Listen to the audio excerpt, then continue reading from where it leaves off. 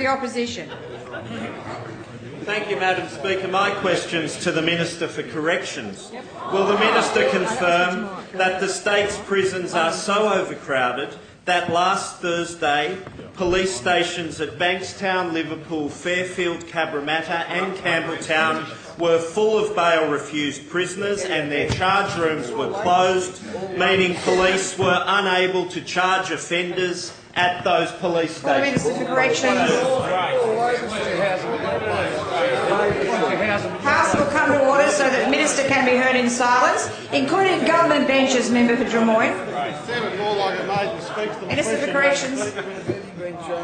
Welcome to the Law and Order debate, Luke. It's nice to have you. Your contribution thus far has...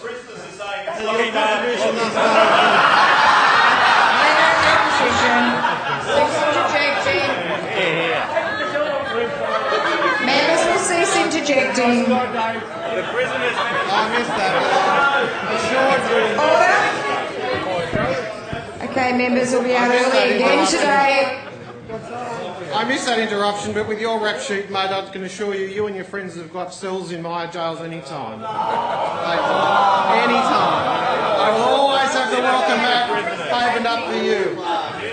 Madam Speaker, the fear and loathing that the Leader of the Opposition offers up the public in the Law and Order debate is nothing new, of course.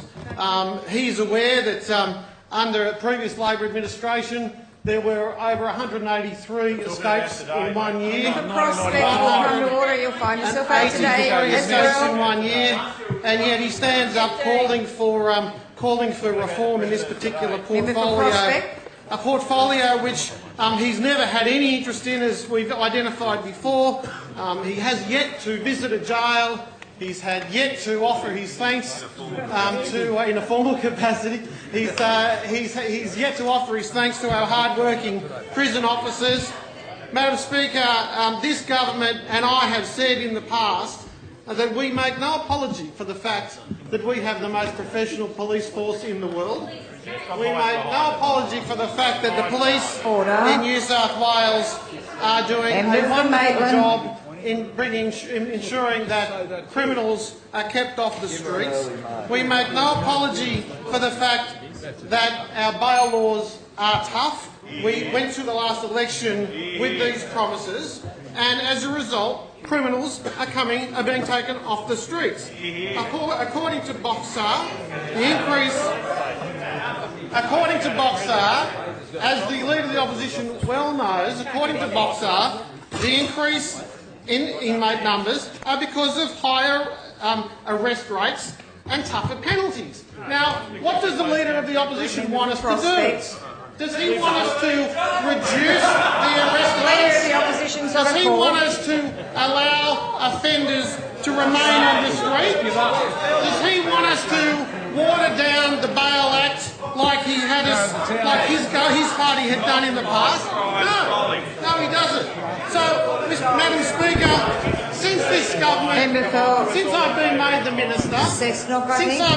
Minister, while the Leader of the Opposition tries to tell everybody that we shouldn't have inmates in jail, while the Leader of the Opposition is telling everybody too much noise in the chamber in police cells, I've released an extra 1,985 beds since in the last 18 months. Madam Speaker, in this last budget, we provided a record $1.2 billion in the corrections portfolio. We are managing this issue, but for every criticism that you offer Shadow Leader of the House, Member for Maruga. Resume your seat and don't interject and argue. Well, you are now because I told you to. Well, be quiet as well. Every criticism that is offered up by the Labor Party is a criticism of our hard-working police and a criticism of our corrections staff. That's exactly what you're doing. You are dragging down the name of our hard-working police staff and our corrections officers into the lowest common denominator, the common denominator that you're used to. Madam Speaker, we're dealing with this issue with an extra 400 beds in the short term. We're dealing this issue with modular cells being rolled out over the next couple of weeks.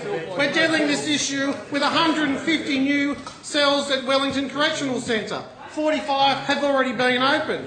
114 beds at Grafton. 52 beds have been reopened will be open at Glen Innes in the next 3 weeks. Madam Speaker, the last budget said 600 new beds in the correctional facility at Grafton, and Parklea will also be extended. Madam Speaker, in the short term we've reopened Kirkconnell, and that is now operating with an extra 260.